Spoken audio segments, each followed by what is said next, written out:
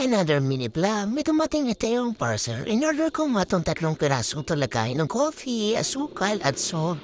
Kapalitan ko na kasi yung lagayong ko dati, luma na base. 3 piraso lang muna in order ko. Ang cute niya kahit maliit lang siya, pati yung dahil wala siyang sticker, umorder din ako nito. Para hindi nakakalito kung anong nakalagay dyan. At buti nga saktong-sakto siya, di ba? Ang ganda. Dahil hindi ko pa malalagyan ng mga laman tong tiipon mo labo. Para pag pinakita ko sa vlog ko ay may laman na.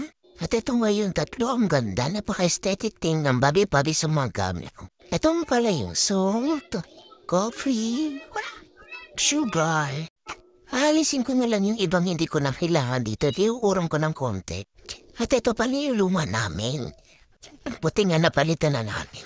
At dahil nanonood ka sa aking video, gusto ko magpakilala sa inyo. Ako pala si Mami Lynn. Lynn na lang po ang tawag dyan sa akin for sure. Kung sino mo nakapanood sa aking video, nakikiusap po ko sa inyo. Baka pwede po pa-share, pa-like, pa-comment, pa-copy link. Malaking bagay na po yun sa akin. Maraming salamat po.